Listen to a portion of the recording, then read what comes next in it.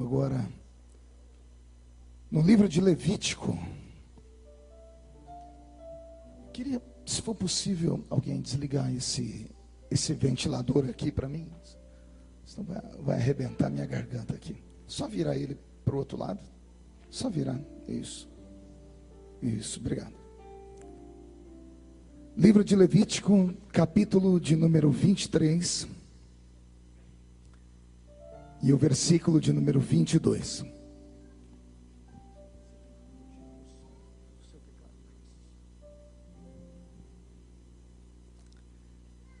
Quem encontrou, diga amém. Quem não encontrou, peça socorro. Socorre a pessoa. Levítico, capítulo de número 23. É o terceiro livro da Bíblia Sagrada. Não tem como se perder. Verso 22 está escrito assim: quando cegardes a messe da vossa terra, não rebuscareis os cantos do vosso campo, nem colhereis as espigas caídas da vossa cega. Para o pobre e para o estrangeiro as deixareis, porque eu sou o Senhor vosso Deus. Amém, igreja? Eu vou ler mais uma vez para esse versículo entrar na sua alma. Quando cegardes da messe da vossa terra, não rebuscareis os cantos do vosso campo, nem colhereis as espigas caídas da vossa cega. Para o pobre e para o estrangeiro as deixareis, porque eu sou o Senhor vosso Deus.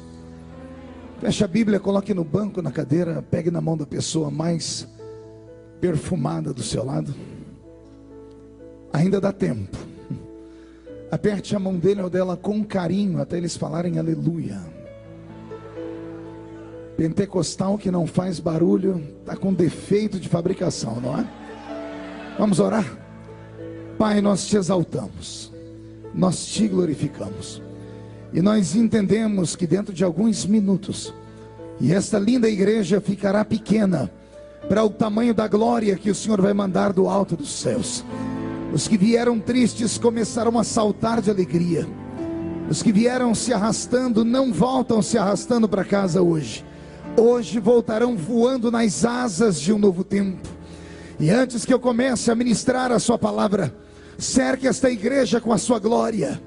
E num raio de 5 quilômetros, Senhor, onde houver um demônio alojado, eu dou a esses demônios segundos para sumirem daqui.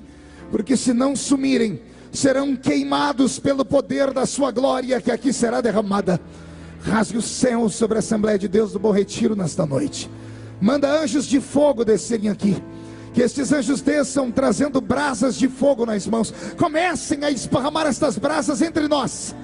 E onde houver um crente cheio do Espírito Santo, pega ele nesta noite, Jesus, e mostra o caminho da verdadeira e poderosa adoração. Fala conosco, fica conosco, em nome de Jesus. E toda a igreja diz: os que podem, tomem seu assento aplaudindo a Jesus porque Ele é bom. Vou pedir para o meu amigo ali só abrir para mim aqui um pouquinho mais o retorno e me dar um pouquinho de agudo. O som parece que está preso aí num compressor. Se você descomprimir para mim, eu te dou um beijo, tá bom? E o teclado um pouquinho mais lentinho, bem devagarinho, certo? Deixa só a sua alma comigo aqui, tá? Bem baixinho, graças a Deus. É uma alegria estar aqui nessa linda igreja, nessa noite de quinta-feira, rever aqui o pastor Wesley Ross, que foi quem fez o contato para que estivéssemos aqui. Acabei de falar alguns minutos atrás com o pastor Jabes. Ele estava pronto para vir para cá, mas aconteceu um imprevisto, e ele pediu para que eu transmitisse à igreja o abraço dele e falar que no próximo culto ele estará aqui, dando gritos de glória a Deus junto com vocês. Amém? Eu pedi a Deus uma palavra para esta noite de quinta-feira. Uma noite de quinta-feira não é uma noite comum, é meio de semana, todo mundo trabalha, muitas pessoas estudam, alguns sacrificaram trabalho e estudo para estarem aqui nessa noite, alguns vieram direto do trabalho para cá. Essa fome, essa necessidade de Deus que atingiu a sua alma nesse dia, foi providência celeste. Deus queria te trazer para cá. Você não veio para cá porque não tinha um lugar melhor para ir, nada disso. Você não veio para cá porque deu carona para alguém, nada disso também. Deus colocou um anzol no seu queixo e te fisgou nessa quinta-feira. Ele te trouxe aqui porque Ele quer revelar profundas palavras que podem mudar para sempre a sua história. E se alguém crê nisso, diga: eu creio, pastor. Eu li um texto da Bíblia Sagrada muito antigo, um texto escrito pelas mãos de Moisés. Pelo menos é isso que nós cremos. E Moisés é aquele homem que Deus levantou há milhares de anos atrás para ser o primeiro legislador que essa terra conhecera. Foi também através da vida de Moisés que Deus arrancou a nação que ele havia eleito e escolhido da terra maldita do Egito e os encaminhou. Pelo menos Moisés deu ao povo o mapa para a terra prometida. O texto que eu li no livro de Levítico foi escrito pelas mãos desse grande legislador. Interpretar o versículo é que não é nada fácil. Compreender o que é que sai da mente desse gigante de Deus também não é nada fácil. Eu costumo dizer que o livro de Levítico, bem como os 5 primeiros livros da Bíblia Sagrada, chamado também de Pentateuco, escritos por Moisés, não foram escritos no Egito. Tampouco foram escritos em Canaã. Nós sabemos que Moisés habitou o Egito, mas não chegou em Canaã. Se atribuímos a ele a escritura desses 5 livros, só há um local onde Moisés possa ter escrito esses livros: o deserto. Moisés escreve esses 5 livros no deserto. Portanto, o livro de Levítico foi escrito no deserto. Foi escrito naquela caminhada, naquela epopeia em que o povo de Israel busca o sagrado solo da terra que Deus havia prometido, mas por impureza, por pecados, por desvios de conduta, o Senhor os faz caminhar como dentro de um labirinto. Quem já esteve naquela terra sabe do que eu estou dizendo. Da península do Sinai até Israel, são menos de 40 dias marchando a pé. E eles levaram 40 anos andando em círculos, perdidos no meio daquela terra, sem saber o que fazer. Quem conhece o Velho Testamento vai se lembrar o motivo de tudo isso. Deus, quando tirou Israel da terra do Egito, o fez por causa de uma promessa. Uma promessa dita ao pai Abraão. O Senhor disse: Abraão, te darei uma nação, levantarei de você um povo, mas antes de entregar a eles a grande bênção, vou treiná-los. E esse treinamento será dentro de um grande cativeiro. Um cativeiro que vai durar cerca de 400 anos. Na verdade, 430 anos exatamente. E o Senhor havia dito a Abraão: após esse cativeiro findar, vou eu arrancar o meu povo como um forte desta terra e levá-los então à terra que eu estou te prometendo. Quando nós vemos essas palavras do Senhor ditas àquele grande homem semita da terra, vemos o Senhor levantar através dele uma grande nação, que é a nação de Israel. Vemos a terceira geração, a terceira geração após Abraão, ser cativa no Egito. Quem conhece a Bíblia Sagrada sabe que Israel não entrou dentro do Egito pela janela. Israel não forçou a entrada. Israel entrou dentro do Egito pela porta. Foi a convite de um poderoso faraó. Estamos falando do encontro de José. Estamos falando do grande homem que Deus levanta naquela terra. Então, Israel, ao entrar dentro da terra do Egito, entra pela porta da frente e recebe o melhor espaço de terra que havia naquele lugar. Eles entram no Egito bebendo e comendo do melhor que a terra produz. Mas com o passar dos anos, os homens morrem. E aquilo que alguns falam sentados, outros não conseguem suportar ou sustentar em pé. Vamos ver a dinastia de Faraó vir. E vamos ver que de repente houve em Israel uma grande tribulação. O faraó que havia vindo dessa grande dinastia, não entendendo nada de promessa feita, nem de amizade antiga, vendo apenas o crescimento da nação dos hebreus, faz com que todos os hebreus sejam cativos. Ele os transforma em escravos, os trata como se fossem animais. E é no meio dessa grande grita, dessa grande luta, dessa grande dor, que Israel começa a orar. E é no meio da oração que Deus suscita entre eles um grande libertador. Esse grande libertador não estava entre os hebreus, estava dentro do palácio de Faraó. Estava dentro do palácio de Faraó porque anos anteriores a este grande fato, 40 anos antes de tudo isso acontecer, uma família de hebreus corria até a beira do rio Nilo para lançar um bebê dentro de uma cesta porque o bebê sobrevivia a todas as grandes lutas que um pai e uma mãe poderiam jamais pensar que um filho suportaria. É esse bebê agora que é crescido nas garras ou dentro da família do grande faraó, e que no futuro vai se tornar a grande mão de Deus para arrancar Israel da terra do Egito em rumo à terra prometida. Quem entendeu o que eu disse, diga: eu entendi. Só que quem já leu a Bíblia Sagrada, ao olhar o tratamento de Deus para com Israel dentro do Egito, e observar a forma como Deus trata Israel fora do Egito, vão começar a perceber coisas que eu percebia. Uma mudança no temperamento de Deus. O Deus que está dentro da terra do Egito, observando aquele povo, ele aparece com um coração quebrantado. Ele ouve a súplica do povo. Ele levanta para o povo, por causa da sua oração, um grande líder. Ele dá a esse grande líder uma grande experiência no alto da montanha, quando a chama se levanta sobre uma sarça e a sarça não queima. É esse Deus que dá a esse grande líder este sinal, e depois dá a esse grande líder poder para fazer sinais diante de Faraó. Eu passaria aqui a noite toda contando todos os feitos. Então Deus que está com o povo dentro do Egito é um Deus que está emocionado, é um Deus que está apaixonado, e é um Deus que está disposto a cumprir a sua palavra. Sim ou não, igreja? Então diga: é verdade, pastor. De repente, quando o povo sai da terra do Egito e começa agora a caminhar pelo deserto, depois da morte dos grandes soldados de Faraó, depois que Faraó não mais se lembra do povo hebreu, agora que eles estão a caminho da terra prometida, esse mesmo povo a quem Deus demonstrou um sentimento de paixão, de amor, de carinho, começam a provocar o coração de Deus, e nasce no coração de Deus uma ira que quase é incompreensível. Também pudera, se eu fosse Deus, agiria da mesma forma. Imagine vocês, se você estivesse no meio do povo quando o mar vermelho se abriu. Imagine se você caminhasse no meio daquela terra bem enxuto, olhasse para duas paredes de água à sua esquerda e à sua direita e visse peixe nadando entre elas.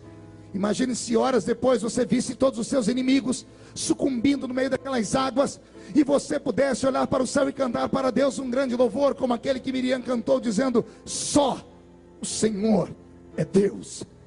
Se você participasse deste milagre, preste bem atenção no que eu vou dizer, quanto tempo esse milagre permaneceria vivo na sua memória? Por quanto tempo você se lembraria dele? Por quanto tempo você não se esqueceria de que o seu Deus é o Deus que abriu o mar para que o povo pudesse passar? Quem se arrisca? 1 ano? 5? 10 anos? Quanto tempo leva para uma pessoa esquecer um milagre desse tamanho? Há alguém aqui que está me dizendo que a vida toda ele lembraria. Eu também pensaria assim. Mas quem já leu a Bíblia Sagrada sabe que 3 dias depois de Deus abrir o mar, esse mesmo Israel, a quem Deus fez promessas, a quem Deus amou, a quem Deus abriu o mar vermelho, a quem Deus deu sinais, esse mesmo povo pegou Moisés, oprimiram ele contra uma pedra e disseram a ele: por que nos tirou do Egito? Lá pelo menos tinha cova, lá pelo menos tinha pepino e cebola. Olha que desgraça. Se eles falassem lá pelo menos tinha água do rio Nilo, se falassem lá pelo menos tem tâmaras, se falassem lá pelo menos tem milho que a gente podia cozer, fazer fubá, mas olha o que eles sentiram falta: pepino, cebola e cova. O sangue de Jesus tem poder. Mas eu não os culpo. Essa é a vida de um escravo. A pessoa que nasceu como escravo, ele só tinha 3 sonhos: ter na sua mesa o pepino, a cebola, e sonhava em morrer e ser sepultado em uma cova.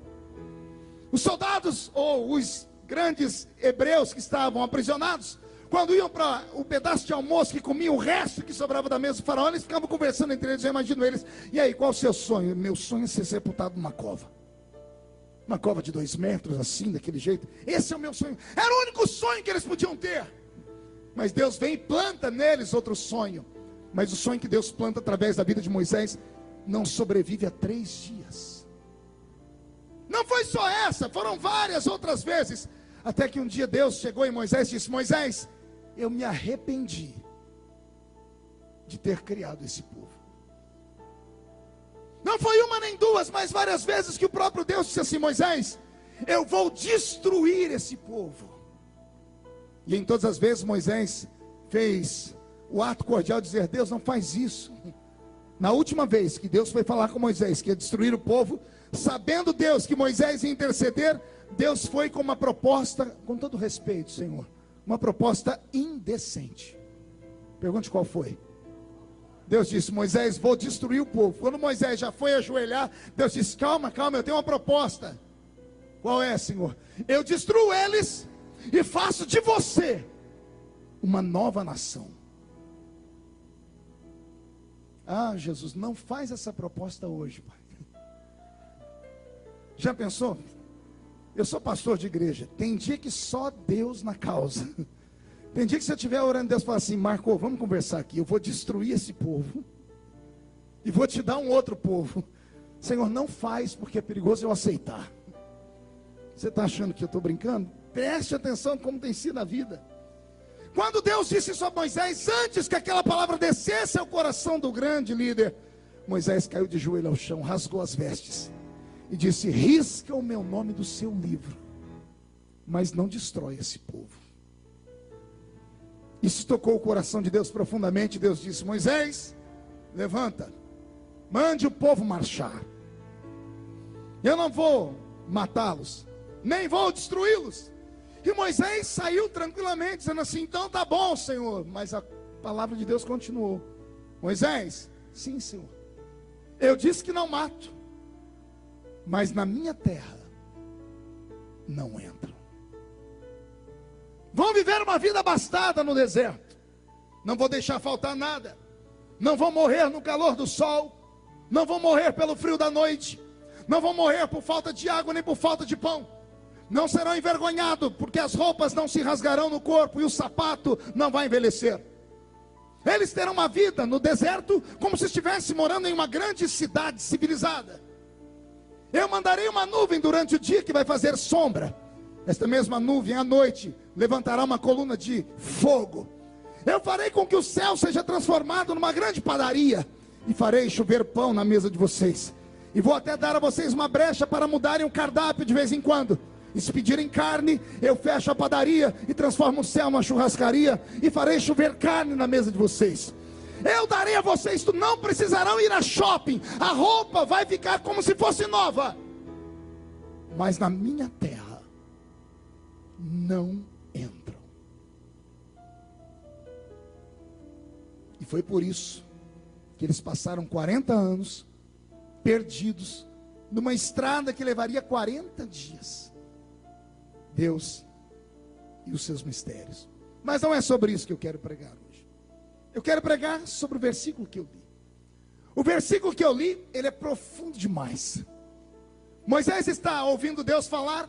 Esse versículo foi escrito quando Deus entendeu que o povo não conseguia adorá-lo, a não ser se tivesse algum objeto para ver. Não sei se você sabia disso. Quando Deus tirou Israel de dentro do Egito e colocou Israel no meio do deserto, Moisés, ao levantar o povo daquele lugar, disse a eles: adorem a Deus. Se fosse para nós seria fácil, sim ou não? Se chegar o pastor aqui e falar para você: adore a Deus, o que você faria? Nós sabemos. Quando Moisés disse adore a Deus, a metade do povo ficou sem adorar. Pergunte por quê. Só fala se todo mundo perguntar. 40 anos, ou melhor, 430 anos no Egito, sendo escravo dos egípcios. 430 anos sem ouvir a voz de Deus, sem ver um profeta, sem ver anjos. 430 anos em uma terra onde todos os meses tinha algum Deus para ser adorado. Marduk, pseudo-deus assim da Mesopotâmia, Baal, Astarote, Azera e tantos outros mais. Cada mês os egípcios adoravam 2, 3 deuses. E detalhe, os deuses dos egípcios tinham casa, tinham endereço e aparência. Então todos os dias que os egípcios iam adorar os seus deuses, os escravos iam junto. Então, por exemplo, hoje é o dia de adorar a deusa Ísis. Lá iam os egípcios e os hebreus juntos. Eles conheciam o endereço da deusa e a cara da deusa. Por 430 anos os hebreus viram os deuses do Egito e viram as suas casas. Quando Deus tirou Israel do Egito e botou eles no deserto, e Moisés disse: adorem a Deus, Um hebreu olhou para a cara do outro e disse: que Deus? Onde ele está? Como ele é? Qual é o endereço dele? Como posso enxergá-lo? Foi por isso que houve um dia tão poderoso na vida dos hebreus. Quando Moisés subiu alto do monte para falar com Deus, quando Moisés desceu, o povo estava adorando um bezerro. Quem lembra disso? Por que estavam adorando o bezerro? Enquanto Moisés estava entre eles, eles pensavam que o próprio Moisés era a encarnação de Deus. Quando Moisés sumiu, eles não tinham o que adorar, e fizeram um bezerro de ouro. Quando Moisés desceu e viu o povo adorando o bezerro, ele quebrou as tábuas da lei e voltou para o céu, ou para o alto da montanha. Passou mais 40 dias falando com Deus. Eu acredito que ele foi tentar negociar uma trégua. Deus poderia matar o povo naquele dia, mas lá em cima, no alto da montanha, Deus deu a Moisés uma grande revelação. Deus mostrou para Moisés como era o território celeste, como é que os anjos adoravam no céu. E Moisés desceu daquela montanha com a mente toda tomada pela visão que ele viu no céu. Ele viu o céu, ele viu o local de adoração, ele viu os anjos adorarem a Deus. Ao descer dali, Moisés fez com que se destruísse aquele bezerro, chamou 2 homens, Aholiabe e Bezaleel, deu a eles autoridade, e porque Deus havia dado a eles a unção, para que eles pudessem ir desenhando aquilo que ele estava falando, porque ele enxergou o céu, e ele disse: eu quero que vocês façam esses objetos que eu enxerguei. E eles foram desenhando, e Moisés deu a eles a ordem de construir. Foi nesse período que Israel começou a construir o grande tabernáculo, que seria o protótipo do que é hoje essa linda igreja. Então há todo um processo de construção. Quando o povo estava construindo o tabernáculo, que levou não 10, não 20, mas quase 30 anos para ficar pronto, com todas as suas peças, as suas indumentárias, Moisés recebeu de Deus leis. Ele recebeu o quê? Não ouvi. E essas leis, Moisés colocou-as em um papel e se transformou no livro de Levítico. 613 leis existem nesse livro. E o homem só podia ser sacerdote depois que decorasse essas 613 leis e aplicasse ela em toda a sua vida. Agora que eu dei o preâmbulo da história, deixe-me dizer o que eu encontrei aqui dentro do livro de Levítico. Eu não encontrei leis sacerdotais apenas. Eu encontrei uma lei que quebra completamente a lei natural das coisas. E a lei é essa: quando cegardes da messe da vossa terra, não rebuscareis os cantos do vosso campo, nem colhereis as espigas caídas da vossa cega.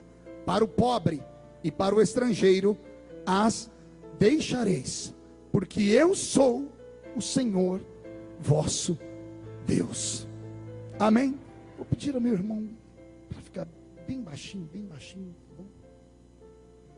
Ler esse versículo é mexer com a alma. Moisés está dizendo a mandato de Deus: quando cegardes a cega da vossa messe, não rebuscareis os cantos do vosso canto. Eu amo a Bíblia Sagrada, mas o livro, na nossa língua portuguesa, ela é terrível. A língua portuguesa, ela tem 2.600.000 verbetes. Eu não sei se você sabia disso.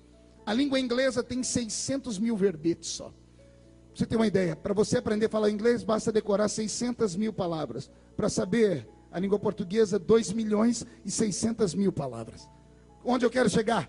Na tradução da Bíblia Sagrada, quando a língua portuguesa foi colocada num papel, o versículo quase perdeu sentido, porque a palavra ficou muito rebuscada.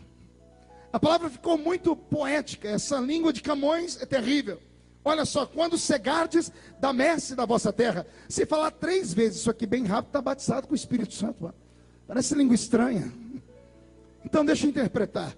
Quando cegardes da messe da vossa terra, quando vocês forem colher o que plantaram, quando vocês forem cegar a messe da vossa terra, quando forem colher o que plantaram, diz o Senhor: primeiro, não rebuscareis os cantos do vosso campo. O que é rebuscar os cantos do vosso campo? É você voltar pelo caminho do campo que você trabalhou, olhar as árvores que você colheu e ver se ficou algum fruto na árvore. E aí você cata o fruto, não deixa ele na árvore e coloca dentro do seu balaio. Não sei se alguém já trabalhou na roça aqui.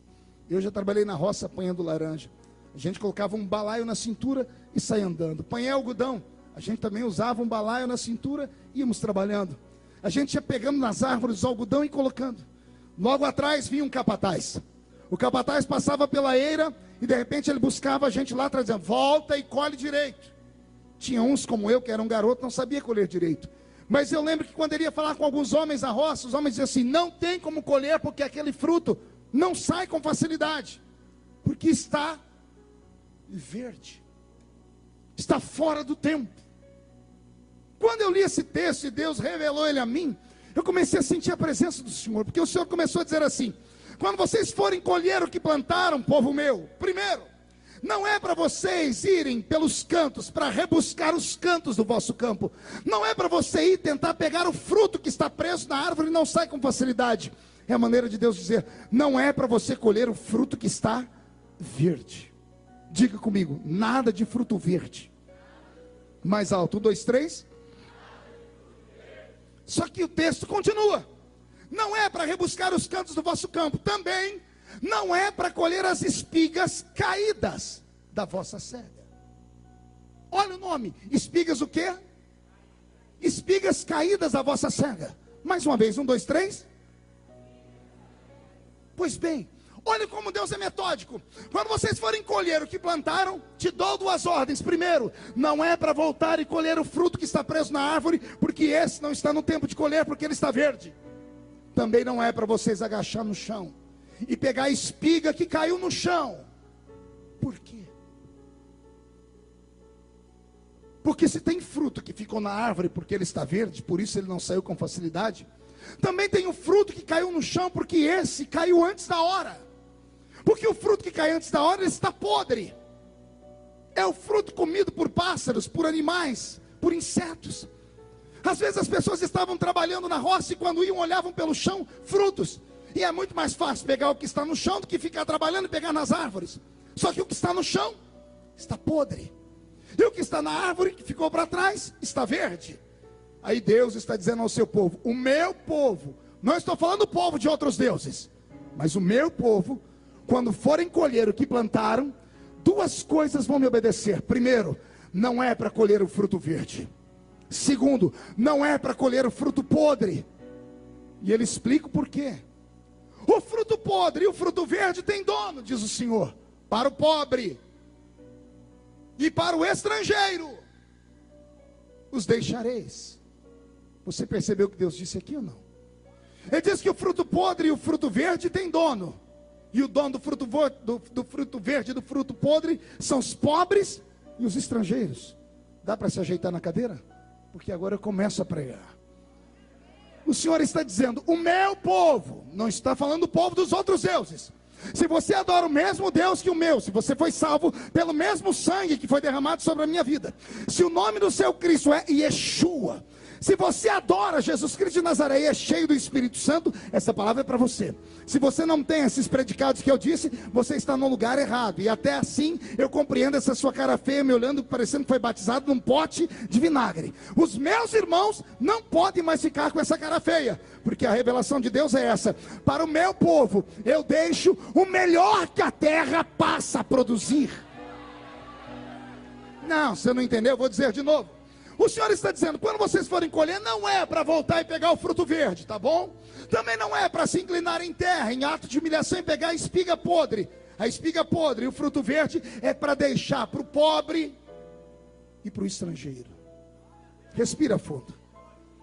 Se Deus está falando do povo dele, quando cegardes da messe da vossa terra, o Senhor não está falando de estrangeiro que plantou. O Senhor está falando para o povo dele: o meu povo, quando forem colher o que plantou, é para pegar somente o fruto que está na hora de colher, o melhor da terra. O que ficar aí nessas árvores de verde, o que ficar no chão que é podre, é para deixar para os pobres. Deus está dizendo: no meio do meu povo não há pobres. Essa palavra mexe. Agora eu vou falar de novo para ver se te acorda. Deus está dizendo: é para colher o melhor da terra. O verde, o podre, é para deixar para os pobres. Se Deus está falando que o melhor da terra é seu, Ele está dizendo que Ele vai mudar a sua vida de verdade. Só que Deus apela, ele diz, é para deixar para o pobre e para o não ouvir. Mas ele está dizendo, quando cegardes da messe da vossa terra. Ele não está dizendo quando vocês plantarem na terra alheia. Ele está dizendo quando vocês plantarem na sua terra, o que ficar de podre e verde é para deixar para o pobre e para o estrangeiro.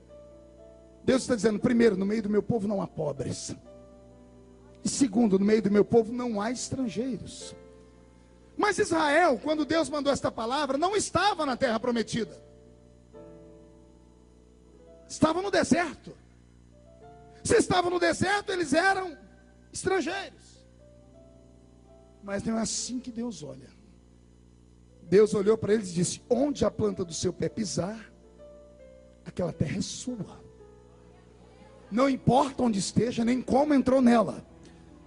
É a maneira de Deus dizer que onde você estiver, aquele pedaço de terra é seu e a bênção do Senhor vai te seguir. É a maneira do Senhor dizendo, você não precisa nem se precipitar, porque quem colhe um fruto verde está se precipitando, está colhendo antes da hora. E a maneira de Deus dizer também não é para você antecipar e acabar colhendo um fruto podre, ou demorar para colher e o fruto cair no chão e ficar podre. O Senhor está dizendo, eu preparei para vocês o melhor que esta terra já produziu. Eu comecei a pregar esta palavra, graças a Deus.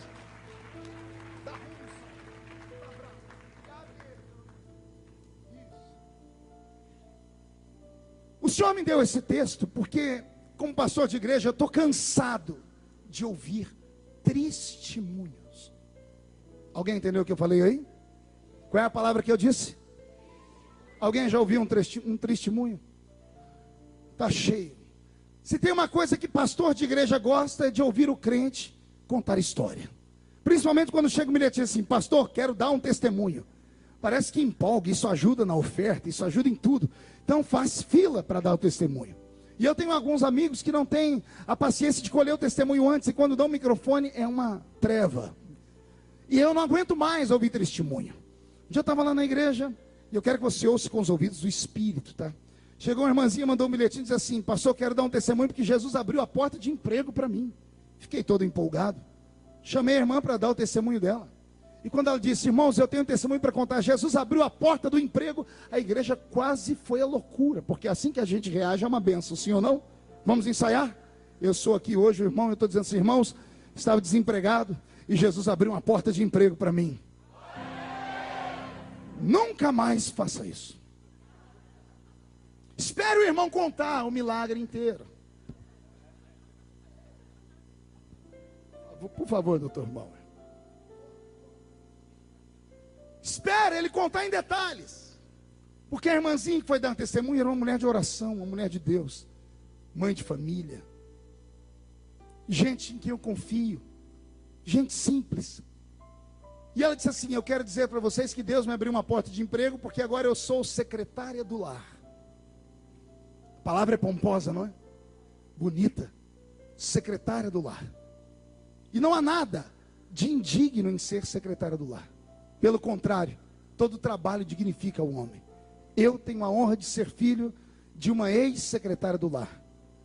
Só que esta palavra, antes de receber este nome bonito, de ser chamado politicamente correto, secretária do lar era chamada de empregada doméstica. E a palavra doméstica vem dos idos anos em que os animais eram domesticados. E não só animais, como escravos também. Seria a subclasse de todas as subclasses sociais. Eu disse, todo trabalho dignifica um homem. Ser empregada doméstica é uma honra para algumas pessoas. E Deus as abençoe. Se não fosse a grande empregada doméstica chamada Lúcia Maria Feliciano, eu não teria talvez estudado e não estaria aqui hoje. Então digo e repito, para que ninguém distorça as minhas palavras, é um trabalho digno, é um fruto, mas eu não posso dizer que é o melhor fruto da terra. Não é o melhor fruto da terra. Pergunte por quê? Porque aquela irmãzinha deu testemunho no domingo à noite, onde ela estava cantando na igreja, adorando a Jesus. No dia seguinte, às 9 horas da manhã, sabe onde ela estava? Dentro do quarto da patroa dela, na suíte da patroa, que cheirou cocaína a madrugada toda. Só que ela não estava no quarto, verdadeiramente falando, ela estava no banheiro do quarto. E a irmãzinha santa do Senhor estava ajoelhada, com a mão dentro do vaso sanitário, limpando os excrementos daquela mulher rica. Repito, é um trabalho digno, é um bom fruto, mas não é o melhor fruto da terra. Para mim é um fruto que caiu no chão. É um fruto podre, pastor Wesley. Olha que eu sou um menino criado em roça e eu sei que tem fruto podre que dá para aproveitar, viu? Você pega ele, tira o outro lado, corta o pedaço que é bom, mas não deixa de ser um fruto podre. De tanto receber calor do sol, aquela fruta, quando você acabar de comer vai ter uma disenteria. Perigoso, passar muito mal.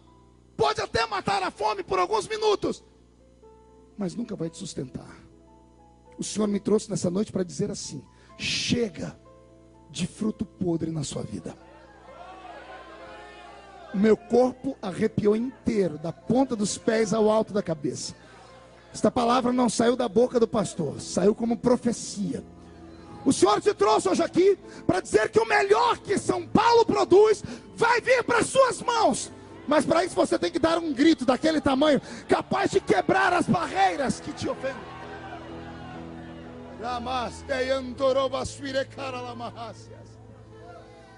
Você sabe quando é o Natal do filho de uma empregada doméstica ou não? É o dia 26 de dezembro. É o dia depois do Natal. Porque eu me lembro que quantos natais eu fiquei em casa esperando a minha mãe. No dia seguinte, quando ela voltava do trabalho dela, toda feliz, carregando sacolas. E ela abria aquelas sacolas e colocava na nossa mesa um pedaço de peru, um pedaço de carne de porco, um restinho de maionese, um pouquinho de arroz temperado. E ela toda feliz disse: olha o que a minha patroa bondosa deu pra gente. Com todo respeito, aquela comida tinha 2 endereços: a mesa da minha mãe, da empregada doméstica, da secretária do lar, ou o lixo. Deus não quer que ninguém viva do resto. Os outros que servem a outros deuses podem se contentar com a desgraça e a miséria, mas os que estão aqui nessa noite não. Deus preparou para você o melhor que esta terra produz.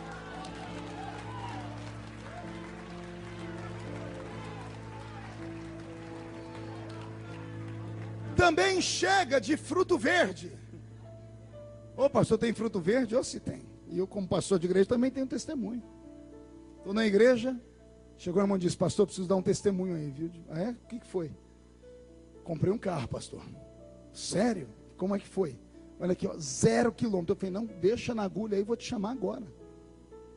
Irmãos, vamos ouvir o irmão falando de tal. O irmão chegou aqui: igreja querida, Jesus me deu um carro 0 quilômetro. A igreja? Nunca mais faça isso.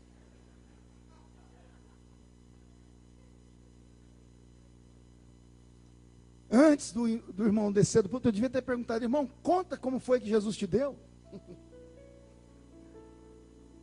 Porque aí ele ia dizer assim: bom, pastor, Jesus me deu da seguinte forma: eu tenho lá no porta-luva do carro, tem um bloquinho assim de 72 prestações para pagar, em parcelas suaves. Pastor, mas foi uma forma que Deus deu para ele o fruto. Vamos ver se esse fruto é de Deus ou não.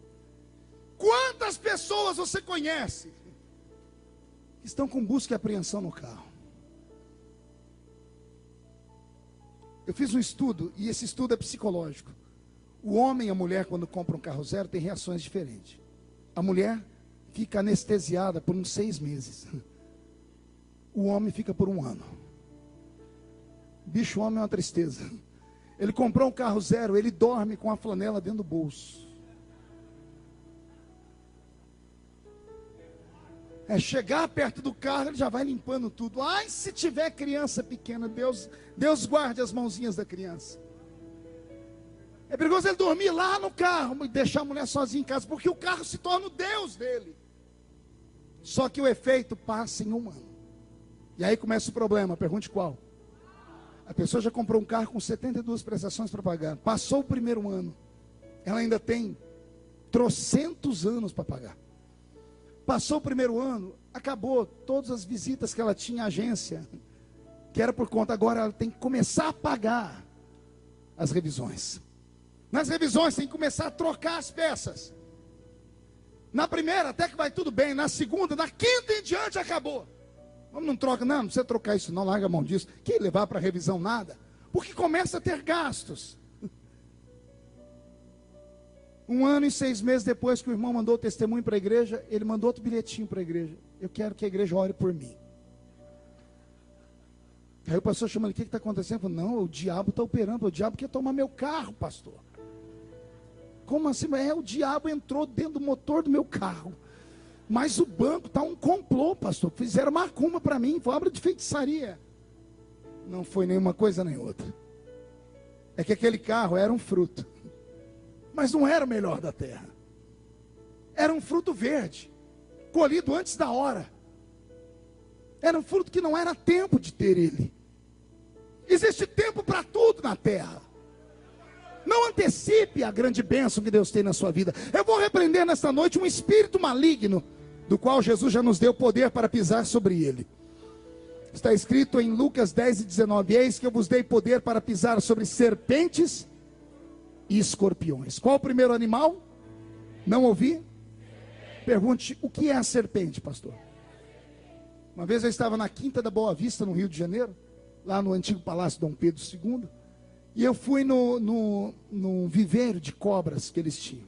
Fui visitar a parente mais próxima da minha sogra, que estava lá.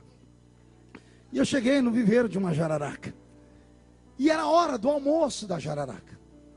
E chegou um cidadão que abriu o viveiro e jogou um ratinho lá dentro. Um ratinho branquinho, todo bonitinho.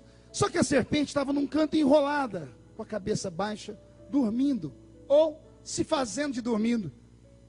O ratinho, quando se viu dentro daquele viveiro, ele tentou escalar as paredes de vidro e não deu conta. Mas a serpente não reagia, não deu bote nele. Ele começou a se atrever a andar perto dela. E ela parada, estava parada, ficou. E eu fiquei assistindo a cena, foi 40 minutos tudo isso. Ele chegou a subir em cima dela e ela não reagia, parecia que estava morta. A infeliz parece que sabia que não tinha para onde ele fugir. E ela esperou a hora que a fome veio. Quando a fome veio, o ratinho estava parado do lado de cá no viveiro, com as 4 patinhas arriadas. A serpente levantou a cabeça, chacoalhou a cabeça e sibilou. Na terceira sibilada, o ratinho levantou as patinhas da frente, as de trás ficaram arriadas. E ele começou a se arrastar para cima da cobra. Eu não acreditei no que eu vi. Ela foi abrindo a boca e ele foi caminhando para cima da boca dela. Eu dei um tapa no vidro. Ela se assustou e o ratinho também. Aí ele começou a correr. Aí já era tarde. Ela pegou ele. Eu só protelei a morte dele. Mas eu chamei o moço depois que estava alimentando. Eu disse, por que ele estava indo para dentro da boca dela? Ele disse, a serpente é um dos poucos animais do mundo que tem um poder. Ela tem o poder de encantar a vítima. Ela encanta a vítima, ela seduz, ela embruxa a vítima. Me lembrei de quando estava pregando lá no Amazonas, conheci uma família que morava na beira, de população ribeirinha, irmãos nossos. E eu contava um testemunho quando eu perdi o meu filho, e a irmã pediu para falar comigo no final do culto, e disse que ela também tinha perdido o filho dela. Só que o filho dela, ela perdeu da seguinte maneira, morava próximo do Rio Negro, e ela estava lavando roupa, e o menininho dela, entre 4 e 5 anos de idade, brincando, a criança nasceu dentro da água, era tudo normal. Mas ela olhou no meio do rio e viu algo brilhando, e o menininho dela andando com o corpo todo endurecido. Ela não se ligou no fato, até que ela escutou um barulho. Quando ela olhou, ela viu quando a serpente enrolou no filho dela e levou para dentro da água. E uma anaconda engoliu o filho dela. E ela disse, meu menino tinha medo de cobra, mas aquela cobra seduziu ele, hipnotizou a criança. É esse que é o poder da serpente. É esse o poder que Jesus está dizendo, eu vou dar poder para vocês para pisar em cima dela, para acabar com esse espírito de encantamento. Quando Jesus diz, eu estou te dando poder para isso, ele está dizendo, nada mais vai entrar na sua vida que você não queira. Será que eu sou o único ser humano aqui nessa igreja que não pode assistir o Polishop? Tem um demônio naquele negócio lá. É sério, eu fico... Gente, o Wesley me conhece, o Dr. Bauer me conhece, meu amigo André me conhece. Para tirar alguma coisa de mim, só na oração. Porque eu sou vivo. Olha lá, o Satanás está usando ele ali agora. Você está vendo? Porque eu tenho equilíbrio, ninguém me engana. Eu tenho a mente de Cristo. Mas se eu ficar na frente daquele polishop, quando eu vi, a minha mão agarrou o telefone, e ela não me obedece mais depois disso. A outra, junta com essa, elas ficam macumunadas e começam a digitar o número lá. Quando a mulher fala, a voz da mulher lá, eu não consigo falar não e desligar o telefone. Será que eu sou o único ser humano que tem em casa um aparelho de ginástica que não presta para nada?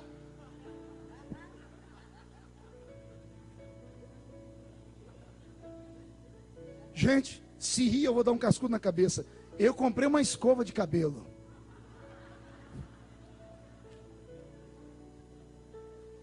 É a escova que o anticristo vai usar na grande tribulação, para passar na cabeça dos desviados que ficarem. Na televisão, no polishop, o cabelo da mulher lá fica lisinho, brilhante. Eu tomei um choque no couro cabeludo, que o trem grudou, que quase queimou o resto dos cabelos que tinha. Sangue de Jesus tem poder. Será que eu sou o único ser humano que já entrei numa loja para comprar um tênis e saí de lá com um sapato? Será que eu sou a única pessoa que tem em casa uma camiseta, uma roupa que eu comprei e nunca usei? Tem alguém aqui que já fez isso ou não? Você chega em casa, desembrulha e fala: por que eu comprei essa porcaria? Na hora, estava bonito, na hora parecia suprir a sua necessidade. Quando você chega em casa, não tem mais necessidade daquilo. O que é isso? Quem é vendedor sabe que existe uma técnica chamada embruxamento. O bom vendedor não é o que vende o produto que está na mídia. É aquele que vende o produto que ninguém quer. É aquele que vende aquele produto que está lá empacado na empresa. Esse é o bom vendedor. Vender o que qualquer um vende é normal. Mas tem alguns que têm esse dom maligno. Ele faz a gente levar o que a gente não quer. Isso é encantamento. E Jesus me disse nesta noite que o ciclo do espírito do encantamento sobre a sua vida e a sua família terminam hoje. Anote o que eu estou dizendo. O tempo profético de um nascimento são 9 meses. Dentro de 9 meses, algumas pessoas que estão aqui hoje, me olhando com a cara feia, parecendo que foi batizada num pote de vinagre, eu até entendo, imagino por quê. Tem umas pessoas aqui com o olho seco, igual o olho de sapo que morreu no dia de enchente. Fora os que estão aqui com a boca travada, boca de aço, língua de ferro, queixo de concreto. Eu até imagino a desgraça e a miséria que você está vivendo. Mas o Senhor me trouxe hoje aqui exatamente para falar para você. O Senhor diz: eu te amo porque no meio da luta você veio me buscar. Eu quebro a unção maligna do espírito do encantamento que embruxou você, sua família, seus negócios, a sua empresa, a sua profissão. Depois dessa noite isso não vai acontecer mais. Dentro de 9 meses, quem viver verá. Vai nascer uma nova história na sua vida. Se alguém crê, pega a história, põe no coração e dá um grito para acordar o Bom Retiro inteiro.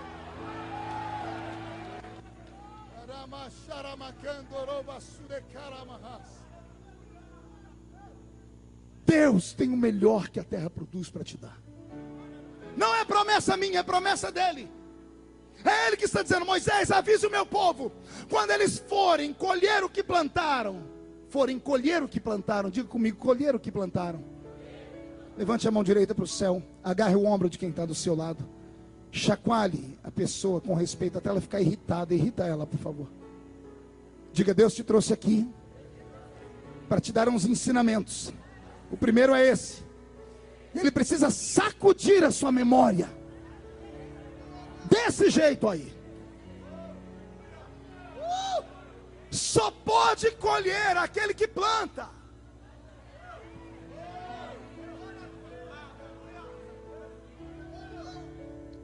Só pode colher aquele que planta. Ah, pastor, mas o tempo está ruim. Ei, o que eu vou falar agora é para arrancar tatu da toca e sabiá do toco. Deus está falando com Moisés no deserto. Deus está dando um ensinamento para o povo que está no deserto, no sol quente. Durante o dia 45 graus, à noite um frio de 0 graus. O Senhor está dizendo: quando o meu povo plantar, não interessa onde, Se aqui no deserto, se na terra prometida, o que plantar vai colher. Quem olha o tempo não planta, por isso não cega. Quero dar uns ensinamentos aqui nessa noite, com a autoridade de Deus.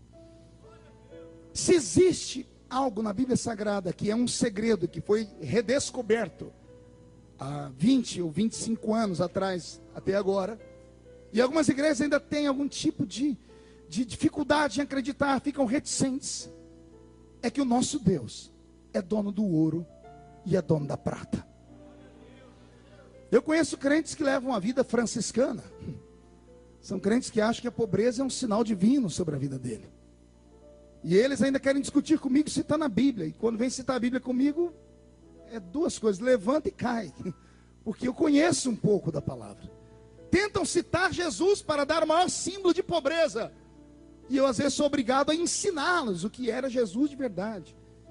Quem já leu a história de Jesus sabe que Jesus não era nenhum paupérrimo como pregam por aí. Ah, pastor, o pai dele só tinha um jumentinho. E ele nasceu numa manjedoura. Leia todo o contexto para não arrumar um pretexto. Ele dormiu numa manjedoura e nela, ou melhor, nasceu em manjedoura e nela dormiu, porque não havia lugar nos hotéis. Os hotéis estavam tomados. As estalagens estavam cheias. Se tivesse um quarto vago, ele teria nascido no quarto. O pai dele tinha condições. O pai dele tinha uma profissão. Ser carpinteiro naquela época era como ser um metalúrgico hoje. Naquela época tudo era feito de madeira.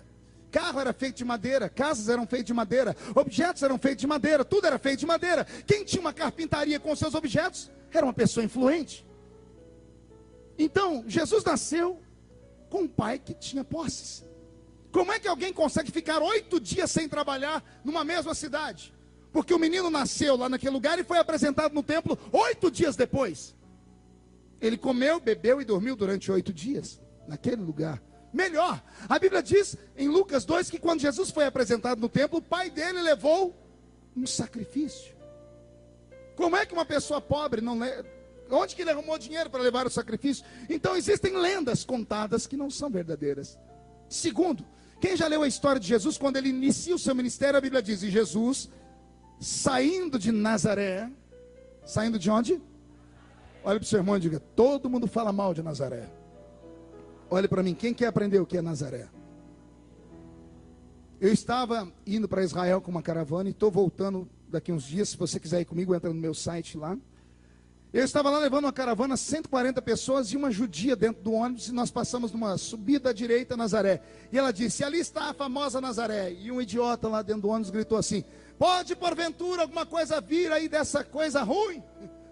A judia olhou para mim e disse: pastor, posso ensinar? Eu disse: ensine, você é daqui.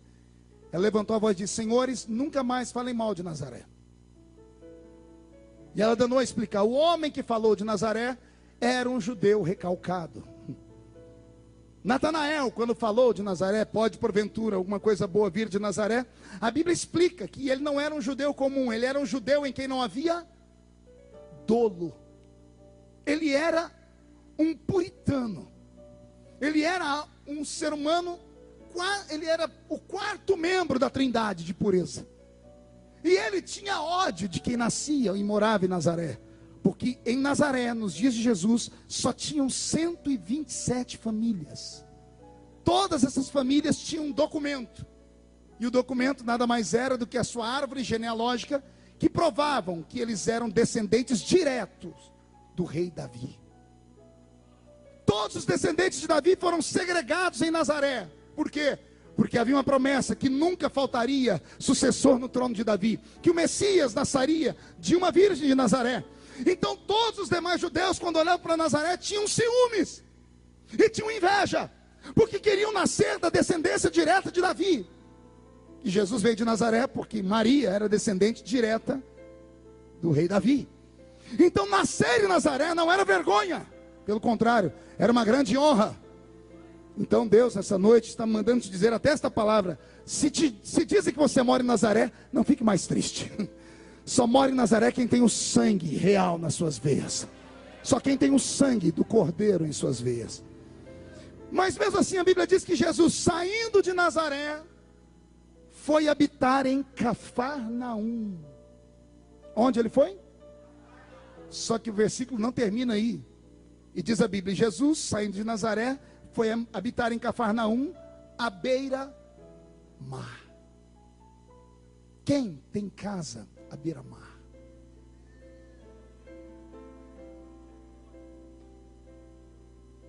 É só ler a Bíblia. Só morava à beira-mar pescadores que tinham suas empresas, ou pessoas que tinham suas casas à beira-mar. Era uma honra, era um tributo, era uma pessoa rica, era uma pessoa de posses. Será que você está entendendo isso ou não? Aí alguém vai dizer: ah, pastor, mas Jesus entrou lá em Jerusalém sentado no lombo de um jumentinho. É verdade, mas duas coisas sobre o jumento. Primeiro, que naquela época jumento era como se fosse um caminhãozinho 3/4 hoje em dia. Só tinha jumento que tinha empresa para carregar objetos. Mas Jesus sentou em um jumentinho, mas ele fez questão de dizer que o jumentinho tinha que ser 0 quilômetro. Sim ou não? Falou para os discípulos: procure um jumentinho em que ninguém nunca sentou em cima dele. O meu Deus só gosta de coisa boa. Não, pastor, vou provar que ele era pobre. Prova. Ele terminou seus dias sepultado na sepultura emprestada, pastor. Sim, sepultura emprestada, mas não era de um verdureiro. Não era de uma pessoa da rua, pobre. Era uma sepultura de um senador. Segundo, a sepultura nunca tinha sido usada. Terceiro, para que é que ele ia comprar uma sepultura se 3 dias depois ela ia ficar vazia?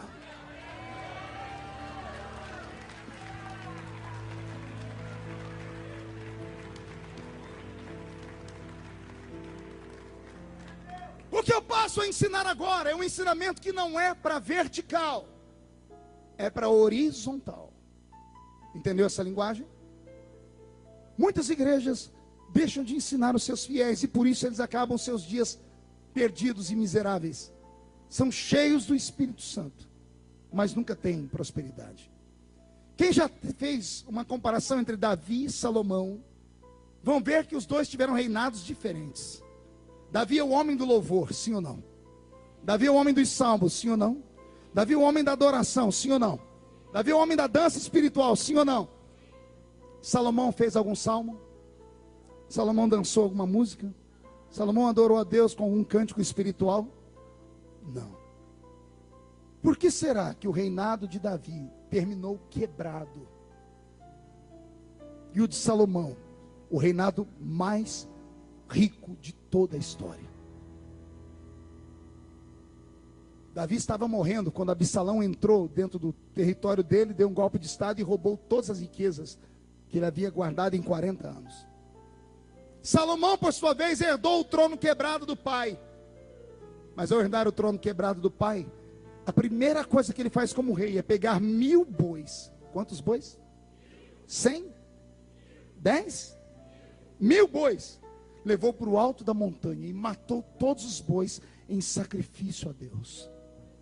No final do sacrifício, Deus entrou no quarto dele e disse: pede o que você quiser, porque eu vou te dar. Davi com certeza foi salvo.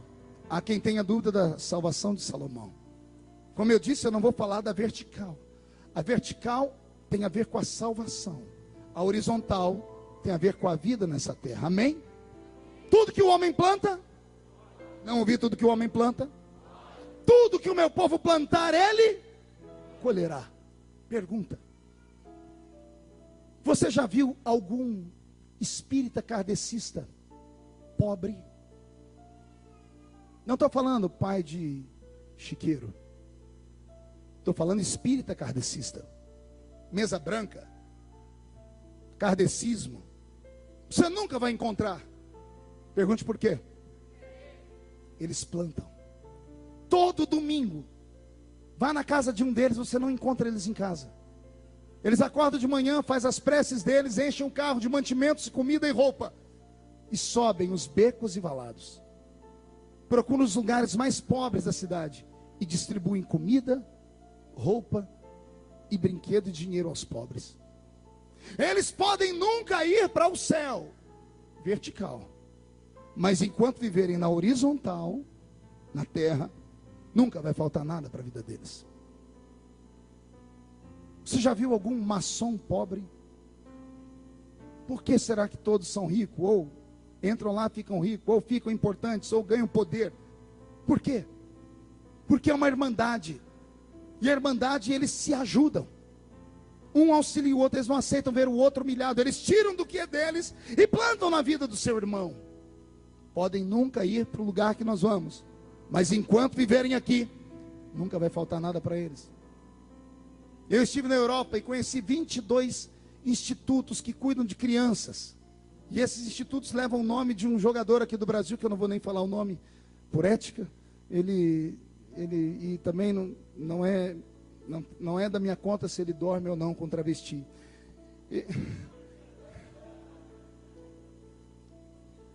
Pode ser um depravado, pode ser um cachaceiro, pode ser o que for. Enquanto ele viver aqui na terra, nunca faltará nada para ele. Porque ele pega de tudo que ele tem e reparte com 22 institutos na Europa, ajudando crianças órfãs. Eu moro a 100 quilômetros de Barretos. E em Barretos tem o maior hospital de oncologia da América. Um dia eu fui visitar o hospital e fiquei emocionado. Algumas alas do hospital levam nome de artistas. Tem lá a ala Ivete Sangalo, tem a ala Chitãozinho Chororó, tem a ala Zezé de Camargo e Luciano e vários artistas. E eu perguntei ao diretor, o que é isso? Ele disse, os artistas que você está vendo os nomes aqui, parte da arrecadação do show deles, eles mandam para cá. E nós cuidamos de pessoas que estão em estado vitimado pelo câncer, sem cobrar um centavo. E aí o bom crente que aqui está sentado nessa noite, vê esses cantores dançando suas danças extravagantes, cantando suas músicas lascivas, fazendo um monte de atos impróprios, assim, nossa, como é que Deus pode abençoar eles? Porque eles têm ou não?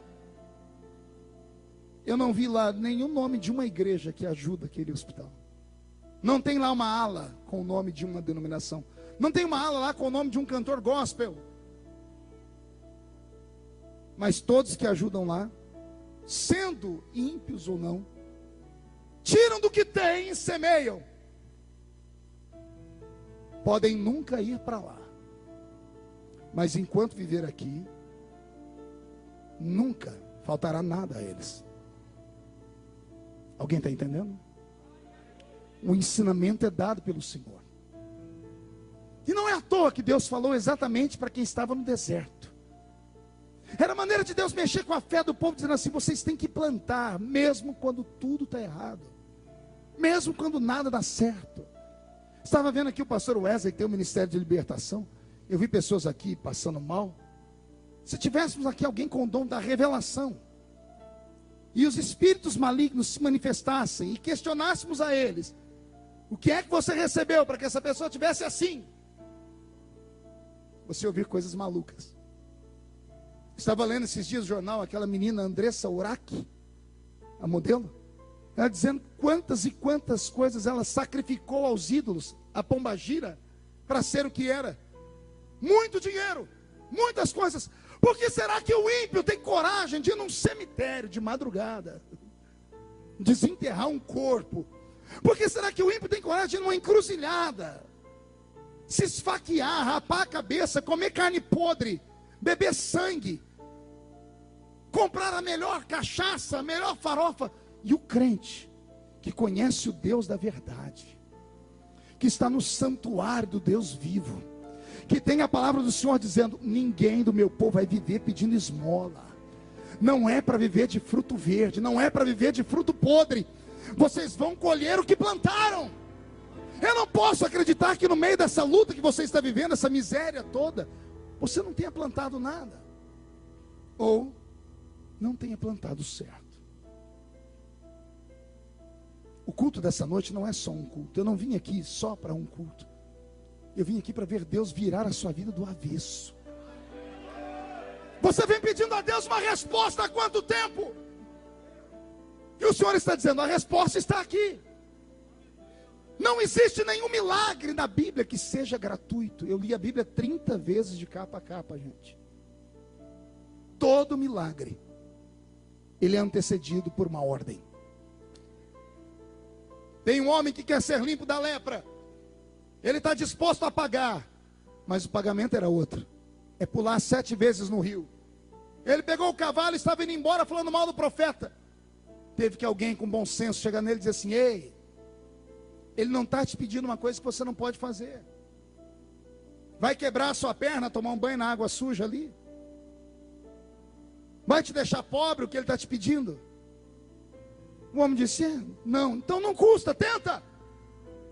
E o milagre veio. Tem um homem cego, o cego chega diante de Jesus. Olha a pergunta de Jesus para o cego: que queres que eu te faça?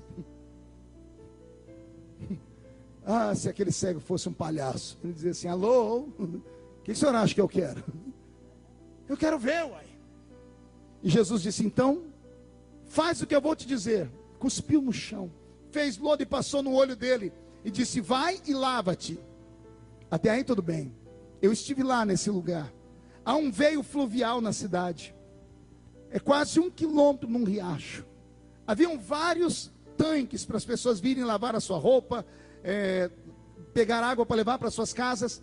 Era um ponto de encontro de todos os bairros, ou de todos os vilarejos vizinhos. Jesus estava pregando de frente de uma fonte. Quando ele cospe no chão, faz lodo e passa no olho do cego, ele diz: vai e lava-te. Era só o cego seguir o cheiro da água, o cheiro da terra molhada, e virar as costas e lavar ali mesmo. Mas Jesus não disse. Jesus deu para ele o nome de um tanque.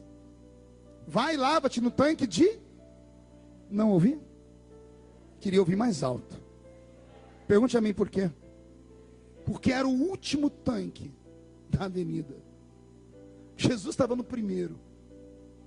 Jesus falou para ele: quer ser curado? Quero. Vai lavar os seus olhos no último tanque lá. Você pode imaginar o cego saindo dizendo assim: pô, mas tem um tanque aqui, tem outro aqui. Por que eu tenho que ir lá? Por que tem que ser lá? Ele foi, lavou de qualquer jeito. Ele voltou perto de Jesus. Jesus disse: e aí, o que você está vendo? Porque Jesus viu que ele estava andando meio cambaleando. Ele disse assim: eu estou vendo homens como árvores. Jesus disse: volta e lava direito. Porque uma palavra dada em forma de ordem tem que ser executada à risca. Não basta fazer metade. É a obediência que traz o milagre. Posso ouvir um grito de glória a Deus sobre essa palavra? Existem coisas que nós dobramos o joelho e pedimos a Deus a vida toda. E Deus olha lá de cima e diz assim: não posso te responder porque eu já respondi. Existem coisas estabelecidas, leis estabelecidas. Imagine você que a política no Brasil, o maior nome da política é a presidenta Dilma. Imagine se aqui em São Paulo a moça que trabalha na cafeteria da Câmara dos Vereadores, para comprar copinho de tomar café, tivesse que a presidenta Dilma autorizar. Ora, mas ela não é a mulher que manda no país? Não deveria ser ela? Ela não tem autoridade para isso? Tem. Mas ela não tem tempo para isso. Estabelecidas as leis, existe uma ordem. A ordem é que existe uma pessoa para cuidar daquilo. Eu tinha uma brasilinha. Toda vez que eu lembro da brasilinha, dá vontade de chorar. Era um carro esquisito. Era um carro que só Deus na causa. Tinha apelido minha Brasília. Era Brasília ungida. Onde eu parava, ficava uma poça de óleo no chão. Eu ungia a cidade inteira com óleo de motor daquela praga. Ela tinha um problema no setor dela, que para virar a direção tinha que dar 12 voltas. Para pegar a barra da direção e puxar. Você vai rir porque não era da senhora. O carro, só Deus na casa. Comprei de madrugada. Crente que não vigia, só Jesus. E eu ganhei um rapaz para Jesus, o Vanderlei. O Vanderlei era drogado. E eu falei para ele: o dia que você estiver desanimando, tiver uma recaída, vai na minha casa, vou te dar motivos para você servir a Jesus. Jesus, ele me tirou da pobreza, me deu bênçãos, me enriqueceu. E não é que um dia 6 da manhã o Vanderlei bateu na minha casa. Eu acordei trocando os pés. Falei: o que você está fazendo aqui, Vanderlei? E ele com o nariz derretido de tanto cheirar cocaína. Eu disse: você falou que era para vir aqui quando eu estivesse mal. Me dá um motivo aí para servir Jesus. O que Jesus fez na sua vida? Me conta. E eu estava com raiva, queria voltar para dormir. Eu empurrei o portão com o pé. Eu disse: você lembra que eu não tinha nada, né? Ele disse: olha aí o que Jesus me deu, olha a bênção que ele me deu. Ele olhou pelo corredor e disse: mas não tem bênção nenhuma aí não, hein? Eu olhei e falei: Jesus, roubaram a minha Brasília? Quando eu olhei a Brasília, estava lá, eu disse: aqui é a bênção. Ele falou assim: isso aí é uma bênção? Ele olhou a massa plástica da Brasília. Se tirasse a massa plástica, fazia outra Brasília. Quem teve Brasília sabe o que eu estou falando. É um carro, eu acho que foi o diabo que inventou. Você entra dentro da Brasília cheirando qualquer perfume que você passou. Meia hora depois você está cheirando gasolina. O motor é dentro do carro. Quem teve a brilhante ideia de botar o motor dentro do carro? Tenta conversar com alguém dentro da Brasília. Só se fosse, como é que é? Você tem que parar o carro para ouvir a pessoa falar. Glória a Deus, não. O sangue de Jesus tem poder. Gente, a Brasília tem uma chave para cada porta. Você anda com a chave aqui do lado, você tem que trocar todo dia, senão daqui a pouco você está com um problema na coluna. E ele olhou a Brasília, viu a poça de óleo no chão, viu ela daquele jeito. Ele deu uma volta, com o nariz derretido, e falou assim: pô, Marco, quem te deu? Eu disse: Jesus. Ele falou: o que você fez de ruim para ele? Deu uma raiva. Ele foi embora. Eu era mais crente naquela época. Eu catei aquele molho de chaves, dobrei o joelho e falei: Jesus, aquele incircunciso falou mal do carro que o Senhor me deu. Eu senti um arrepio. Uma voz falou aqui dentro: quem te deu? Eu disse: não foi o Senhor, não.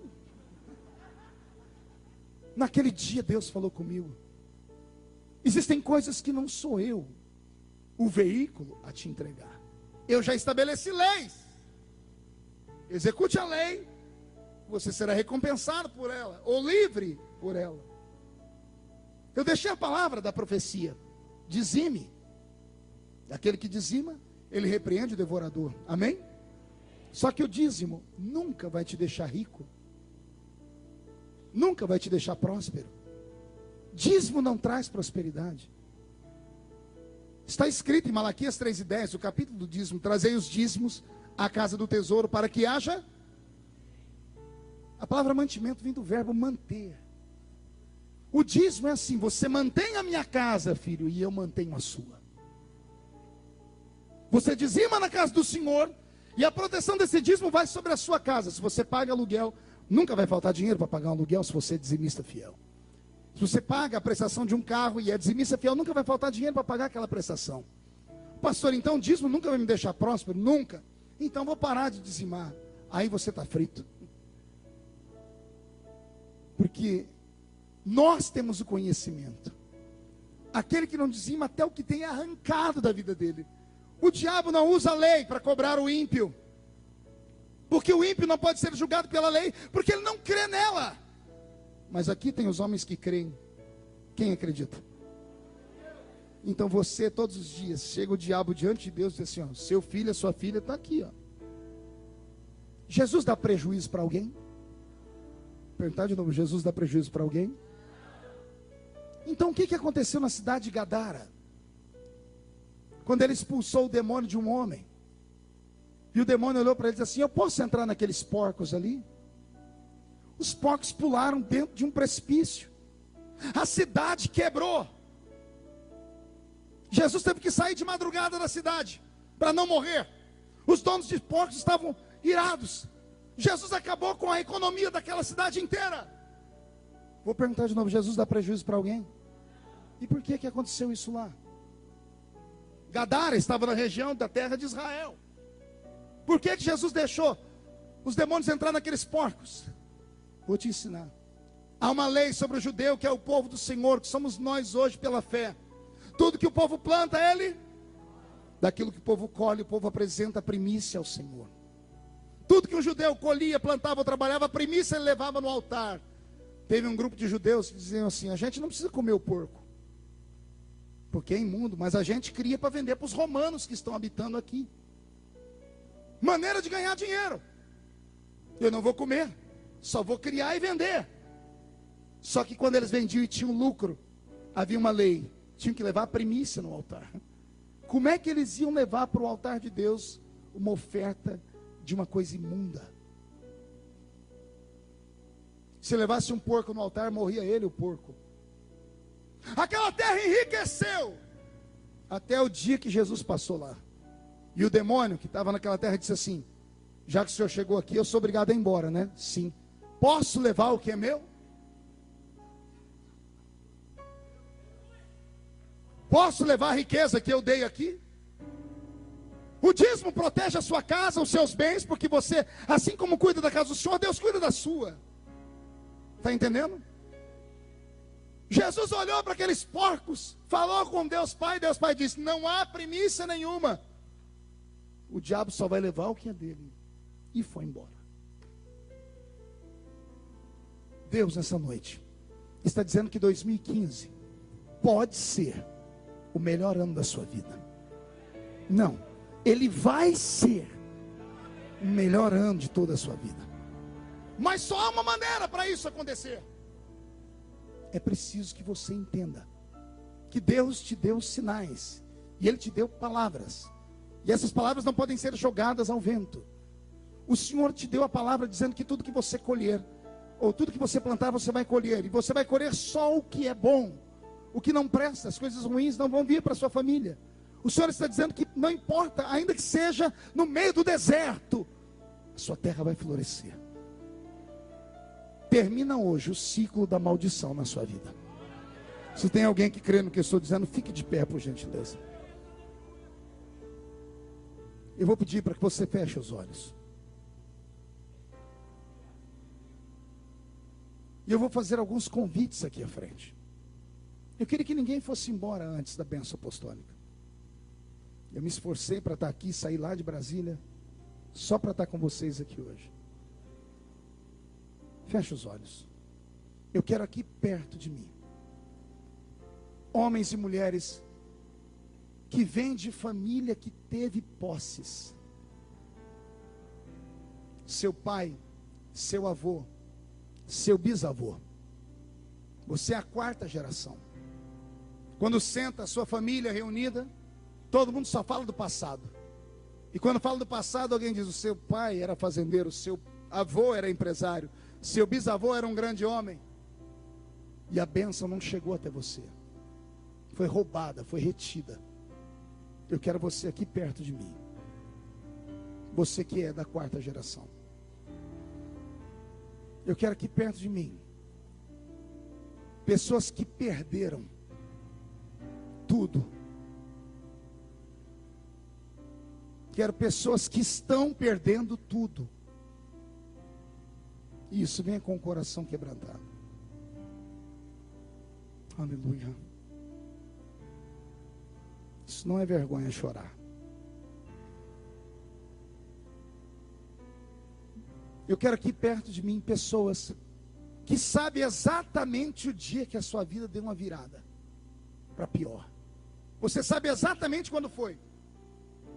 Depois que chegou em casa, encontrou aquele símbolo na porta, depois da palavra daquele patrão, daquele amigo, depois daquela peça de roupa. O senhor acredita nessas coisas, pastor? Como acredito? Eu tinha uma tia Nice, casada com um homem de bem, trabalhador. Tinha uma casa bonita. Tinham comprado um grande terreno. Tinha os filhos que eram perfeitos. Até um dia que no quintal da casa dela ela encontrou um par de meia lupo dentro do saquinho. Vinha com um cabidinho ainda antigamente. Só a gente da minha época lembra disso. Ela viu novinho e deu para o marido dela usar. Em 3 dias, ela surtou. Ela terminou os dias dela no hospital Santa Teresa, para loucos, conversando com a parede. Meu tio nunca havia bebido, morreu de cirrose. Meu primo se tornou um trombadinha e minhas primas prostitutas. Um ciclo de maldição. Eu creio num Cristo que quebra isso. Quem crê no seu Deus? Nós vamos orar agora. Quero que você coloque a mão no coração.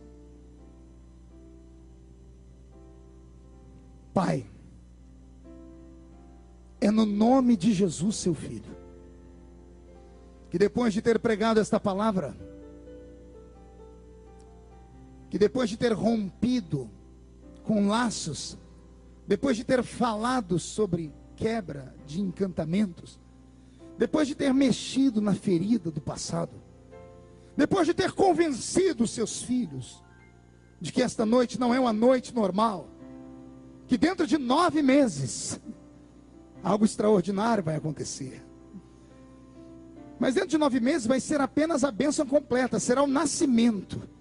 Mas assim como uma mulher grávida, dias depois de estar grávida, já sente a modificação no seu organismo, eles vão sentir uma mudança na vida deles a partir de hoje já.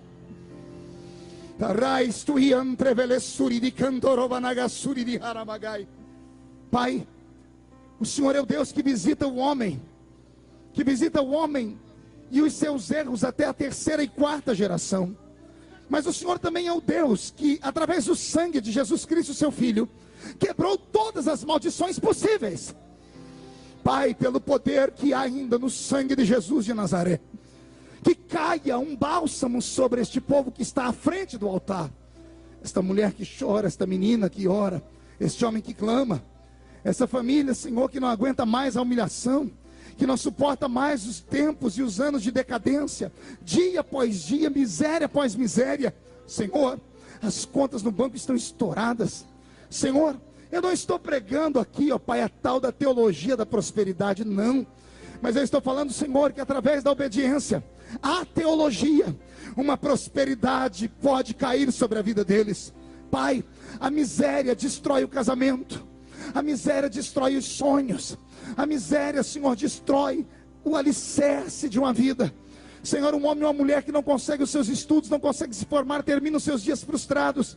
Uma pessoa, Senhor, que tem que trabalhar dia e noite para manter a sua casa, sem ter a perspectiva de um dia construir a sua própria casa, ela perde os sonhos com o passar do tempo. Pai, eu não estou orando por um povo comum, eu estou orando pelo seu povo. E o Senhor disse na sua palavra nesta noite, que tudo que eles plantarem eles vão colher, e eles vão colher o melhor que esta terra passa a produzir. Eu não sei como, eu não sei quando, mas eu sei, Senhor, que o milagre começa a acontecer nesta noite. O Senhor é o Deus que vai tocar no coração de juízes e advogados, para assinarem documentos que estão perdidos. O Senhor é o Deus que vai tocar no coração de patrões, de chefes, para trazer a justiça aos seus filhos que aqui estão. O Senhor é o Deus que vai fazer aqueles que roubaram, trazer de volta com juro e correção monetária.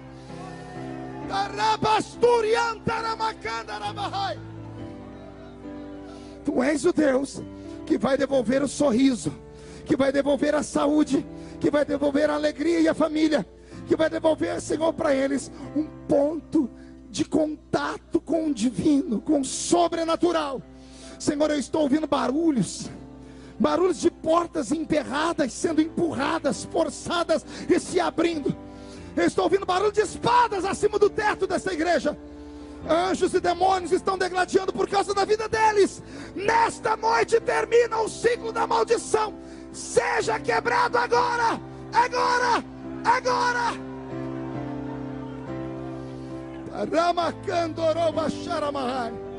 Eu profetizo no nome de Jesus, que quando eles voltarem para casa nesta noite, vão ter uma noite tranquila. Quando acordarem amanhã de manhã, vão acordar com a mente cheia de ideias. Esta semana será uma semana próspera. Este fim de semana será um fim de semana de adoração. Pai, quem viver verá se o que o seu filho fala nesta noite é profecia ou não. Levante a mão direita comigo todos os que creem nesta oração, e digam comigo: todos os demônios de miséria, de maldição e de encantamento que vieram contra mim, minha família, eu ordeno, não estou pedindo, estou ordenando. Venha para a palma da minha mão agora, feche a sua mão. Eu vou contar até 3, você vai jogar no chão e vai pisar em cima com força. Depois que você pisar em cima com força, eu quero que você encontre 3 pessoas. Não quebre os atos proféticos, tá? Pelo menos 3 pessoas, vai dar um abraço nelas e vai dizer: o melhor da terra vem para a sua vida nessa noite. 1, você nunca mais será o mesmo. 1,5, sua família vai sentir orgulho de você de novo. 2, quem viver verá, para ver o que vai acontecer dentro de 9 meses na sua vida. 2,5, você será chamado de filho do dono do mundo. 2,75. Satanás leve a miséria para o inferno, porque a prosperidade de Deus cai sobre nós. 3, jogue no chão, pise em cima com força. Isso. Abrace 3 pessoas.